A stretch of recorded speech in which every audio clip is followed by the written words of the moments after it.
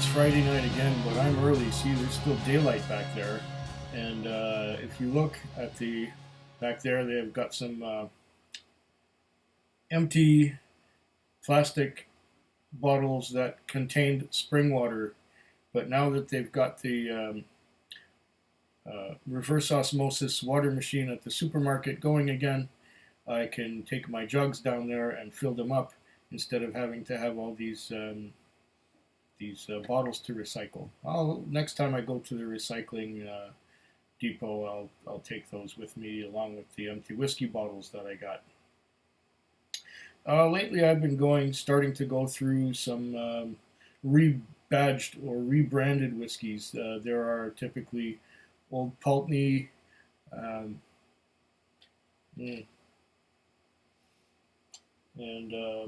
Glenrothes, although I haven't purchased any Glenrothes yet to try their new age-stated range. There's also the not Ben. You can tell I'm kind of tired, but I'm still doing this. Yeah. What was that? Mortlach. These rebranded, newly age-stated or re-age-stated whiskeys. This is no exception.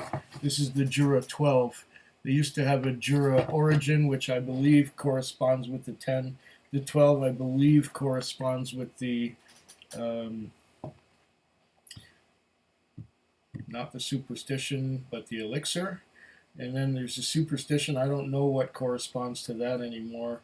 And there was another one called the Prophecy, which was their heaviest peated and most expensive whiskey of the old range. Now, of the new range, I had the 10 not too long ago, and now I've got the 12, but I haven't. Oh, there was another one, a Jura 7 wood, I think. I saw that just now at the liquor store, but I haven't picked it up because I picked up some other things. There's just so many whiskeys, it's hard to decide which ones to get. And some of them, it's a no-brainer. Some of them are, yes, you get it, no matter what, or at least for me. So this one here, this Jura 12, has been in my possession since the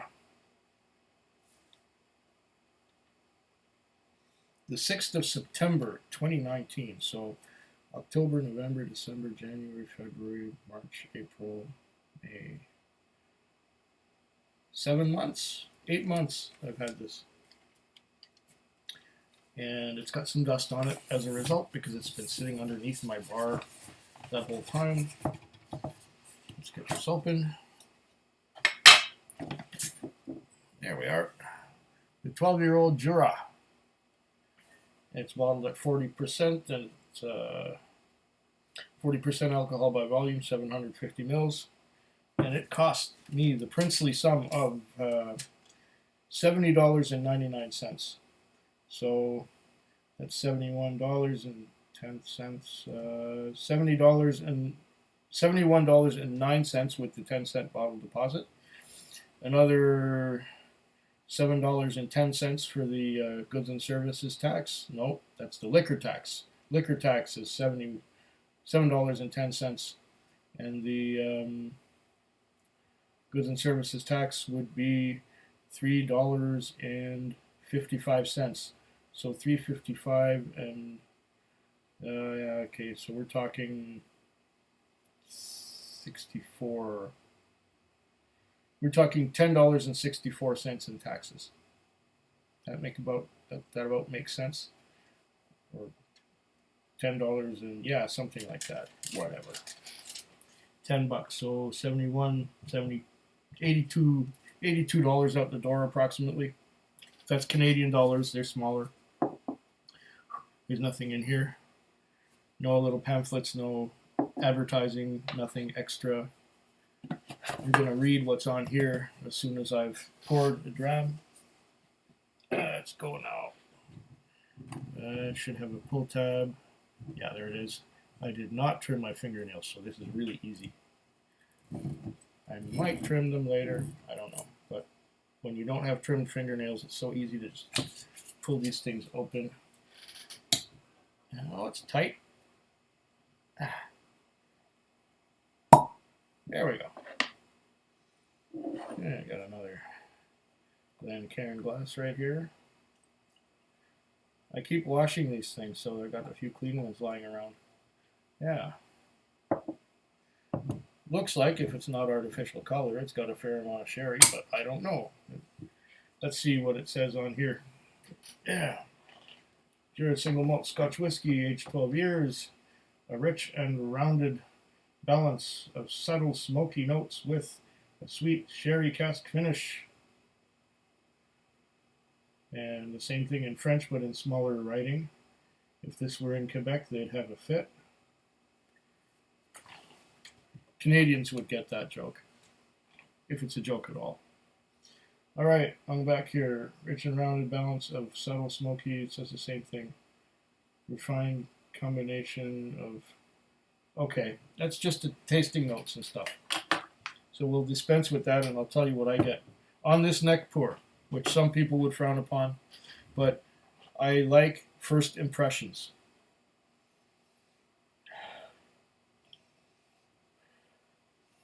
Okay. This is nothing like the old elixir. Got a lot more. The elixir has no sherry as far as I know. It's more bourbon barrel and honey.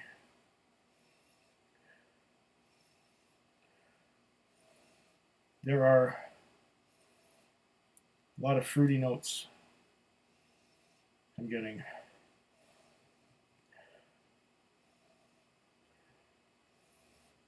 Grapes and cherries.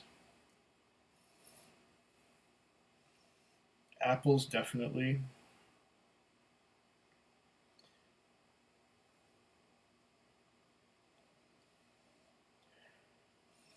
A little bit of cinnamon with the apple. There is also something funky. Yeah, smoky.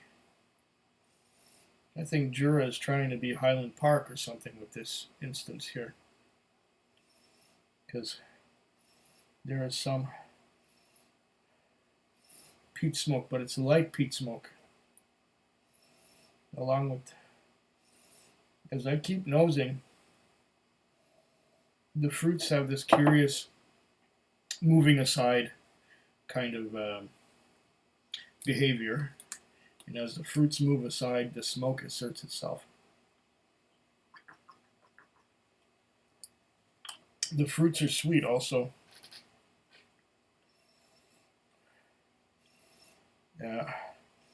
There's some maltiness as well. Maltiness. A little bit of vanilla.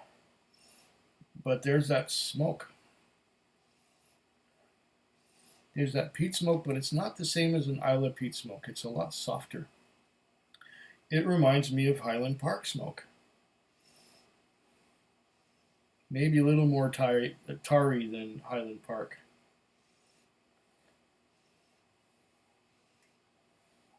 Yeah, I'd say just a touch more smoke than a Highland Park 12.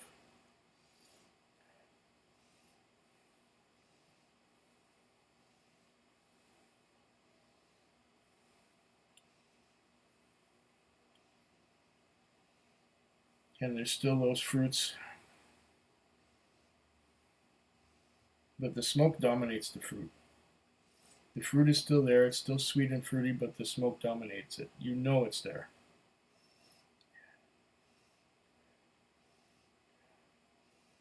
A little bit of railway tie under an apple tree.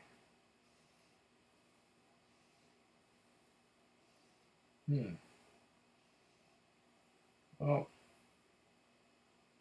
can't get much more out of the nose than that. It's not overly complex.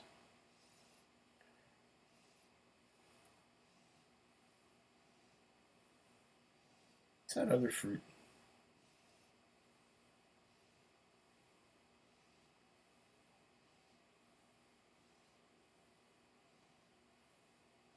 The fruits are well blended, so you can say it's generically fruity,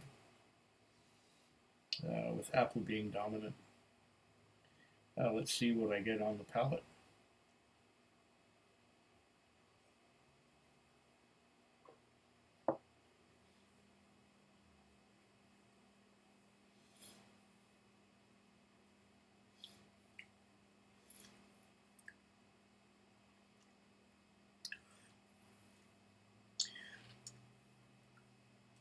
Mouth-watering, sweet and fruity.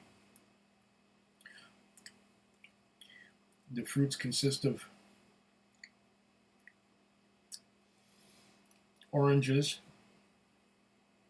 and then some vanilla. There's something else, but I guess I'll have to wait for a second sip. And then it's smoky. Not excessively smoky. It's just a touch more than Highland Park's. Well, no, it's more tarry than Highland Park. Highland Park is more tingly. This is more flat and dark in the way of tar. It resembles a Highland Park a little bit.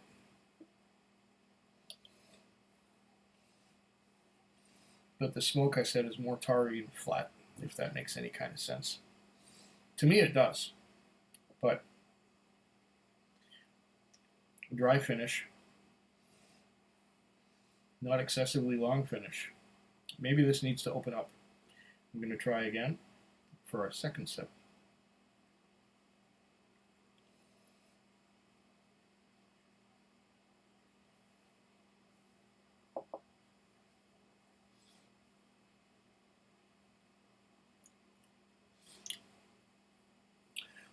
A little thin on the mouthfeel. Definitely sherry influence. Grapes, wine, plums, and then that flat, dark peat smoke comes in, and my mouth is still coated with fruity notes. Don't get me wrong. A little bit of orange, a little bit of grape, red grapes with seeds in them. Do that again.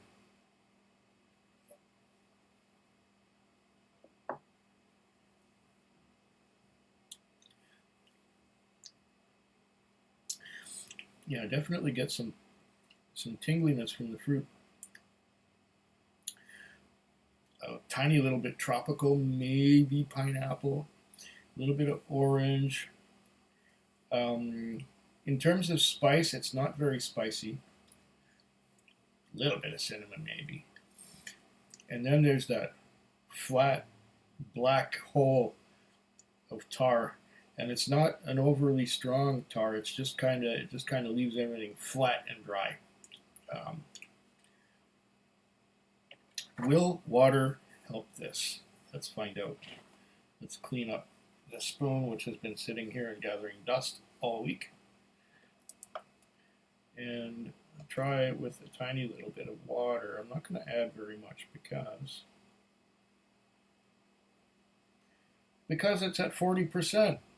Now this is okay as a starter whiskey if you're going to have something to calibrate your palate at the very beginning of your flight, especially if you're going to go towards peated whiskey. This one would be the one.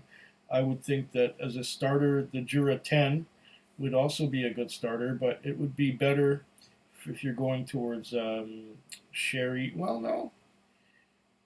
Better if you're going towards bourbon barrel things. This could work as a taste calibrator for either sherry or peat. Although for sherry, I would rather go with something like, how about a Glen Grant 12? But this, let's give it just a little bit. Oh, that's just a little bit. That's about 3 standard drops. Put the rest back in here.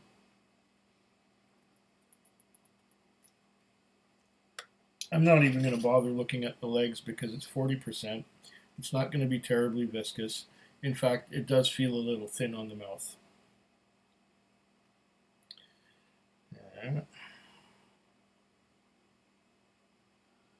Well, I'll have a look anyway. Yeah, there's not much there. It's all gone. It's sheeted right down. No little trails of bubbles. It's sheeted right down. Okay. Now on the nose, after adding a tiny little bit of water, let's see.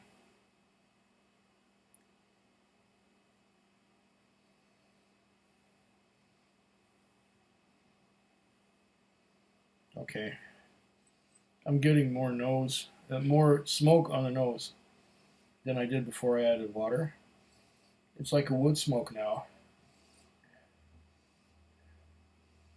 Burning railway ties right there. Wood and peat. Wood and peat smoke. Railway ties. Bitumen. A little bit of pine needles.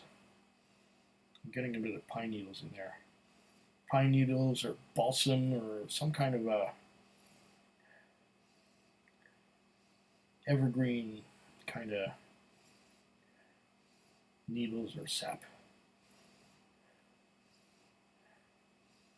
And is it a bit of citrus?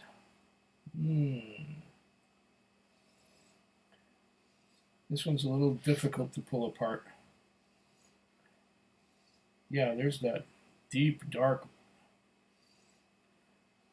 bog of tarry wood smoke. Yeah, it might be better now with the water in it. Let's try.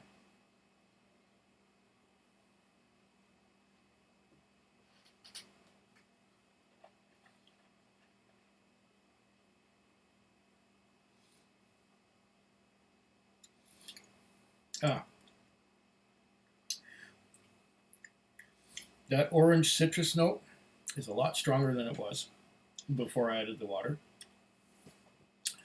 And the tar, I was getting wood smoke on the nose, but on the palate, I'm just getting a shortish, dry finish.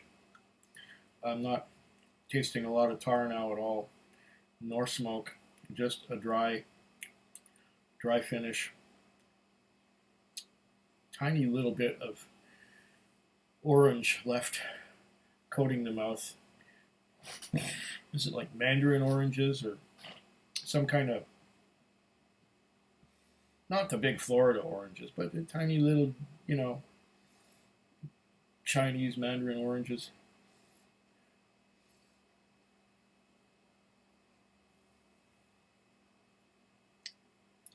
Yeah.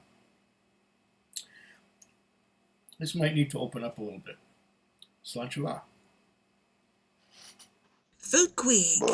Foodquig. Foodquig. Foodquig. Foodquig. Yeah.